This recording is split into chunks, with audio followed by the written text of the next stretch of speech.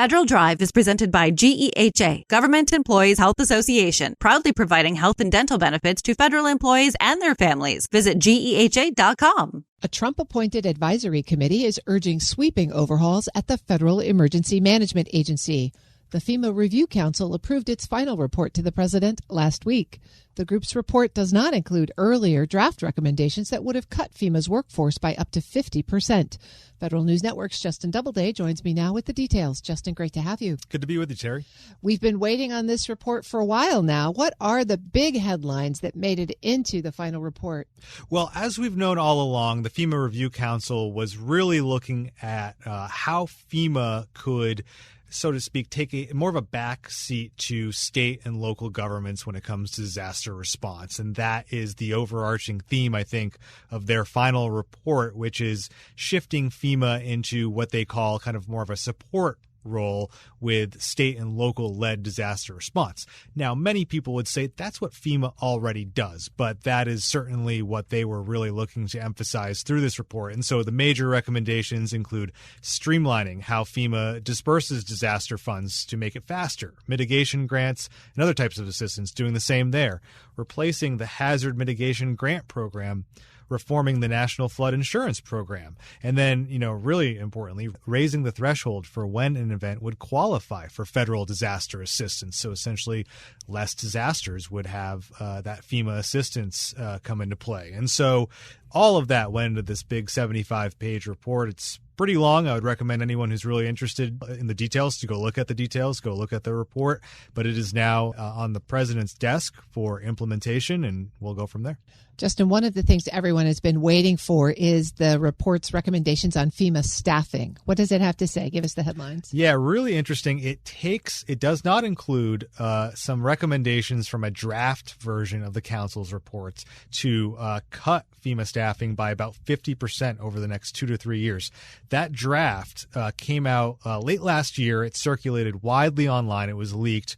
And, it showed that 50% staffing cut. It had recommendations around something called FEMA 2.0, and that's no longer in there. Instead, this final report talks about, a transformed FEMA, quote unquote, and it calls for a strategic review of workforce requirements to ensure that especially FEMA has the right balance between headquarters and field personnel. You heard a lot of the council members talk about that, but there isn't any more explicit discussion about cutting FEMA staff. And I think if you look at what's happened over the last few months, Secretary Kristi Noem is now gone. She was, really focused in a lot of ways on cutting FEMA staff during her tenure. She was focused on FEMA 2.0.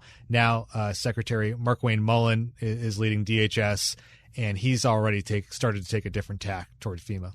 The FEMA workforce was, of course, significantly impacted by the DHS shutdown. 78 days, I think. How has the workforce situation changed at FEMA in recent months? Yeah, I mentioned the transition from Noem to Mullin. That's really been a big difference so far, at least, in terms of during Noem's tenure, FEMA workers left en masse. There was about 2,500 departures under the deferred resignation program and other voluntary departure programs last year. FEMA workers signed a public dissent letter that called out those controversial policies, and several dozen of them were suspended last fall. And then earlier this year, FEMA started not renewing on kind of a blanket basis these contract workers at FEMA called the cadre of on-call response and recovery employees, or core staff. And there were hundreds who weren't renewed when typically they would be renewed unless there was, no longer a need for a specific person in a specific area. So that all led to fears about they're cutting FEMA staff. They're even getting ahead of the FEMA report in cutting FEMA staff. A lot of that has changed now. Now, under Secretary Markwayne Mullin, just actually a couple weeks ago, the FEMA workers who were suspended were reinstated. FEMA has also started offering the jobs back to those core employees who had their contracts not renewed. And so there's certainly been a tonal shift at FEMA. And as I said, that kind of came through in the final report that the council delivered. I should mention the DHS secretary serves as the chairman of the Council. And so there was certainly some interplay there, I think.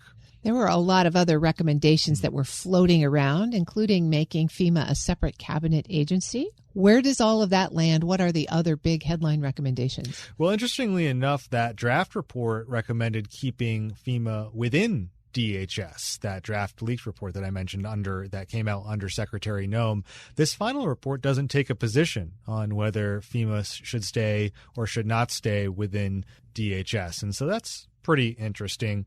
There's also a big recommendation in there as far as cutting administrative costs tied to FEMA's grant programs. And that could certainly tie into FEMA staffing, but it also ties into just what state and local governments have to do to comply with FEMA requirements. The report says almost 25 cents on every dollar that FEMA puts out through grant programs is an administrative expense. So that's audits and all those types of things. And the recommendations include streamlining grant programs, establishing caps on administrative overhead, strengthening post-employment rules for FEMA employees to mitigate any sort of conflicts of interest that might come from going from FEMA to consulting on FEMA assistance.